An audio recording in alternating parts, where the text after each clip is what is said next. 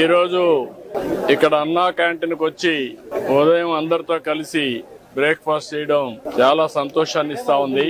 అన్నా క్యాంటీన్ పెట్టిన ముఖ్యమైన ఉద్దేశం ఎవ్వరు కూడా అన్నం లేదనే బాధపడే పరిస్థితి లేకుండా ప్రతి ఒక్కరి కడుపు నింపాలి అనే ఉద్దేశంతో అన్నా క్యాంటీన్లు పెట్టాం. ఈ రోజు మనం ఒకసారి చూస్తే ఎన్టీ రామారావు గారు తిరుమలలో అన్న ప్రసాదం కార్యక్రమం ప్రారంభించారు. అది నిరంతరం కొనసాగుతా ఉంది. అదే స్ఫూర్తితో అన్నా క్యాంటీన్ పెట్టాం. అన్నా క్యాంటీన్ కూడా ఒక పద్ధతి ప్రకారం ఉండాలని ఈ రోజు ఇక్కడ అన్నా క్యాంటీన్ మీరు చూశారు. మామూలుగా ఏదో అన్నం పెట్టడం అంటే రోడ్డు మీద పెట్టడం, ఏదో దానం చేసినట్టు బిహేవ్ చేయడం కాకుండా పేదవాళ్ళు కూడా గౌరవప్రదంగా పౌష్టికాహారాన్ని, నాణ్యమైన ఆహారాన్ని పరిశుభ్రమైన వాతావరణంలో తినాలనే ఉద్దేశంతోనే ఈ కార్యక్రమానికి శ్రీకారం చుట్టాం. ఇది ఒక ఉదాహరణ. ఇక్కడ మీరు చూస్తే క్లీనినెస్ ఉంది, సెపరేట్ క్యాంపస్ ఉంది, కాంపౌండ్ వాల్ ఉంది.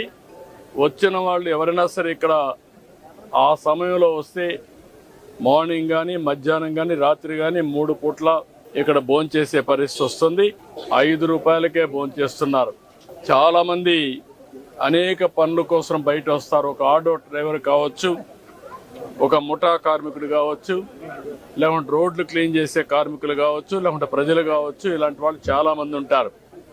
ఎక్కడన్నా భోజనానికి పోవాలంటే 100 రూపాయలు మినిమం ఒక పూటకు డబ్బులు పే చేసే పరిస్థితి వస్తుంది.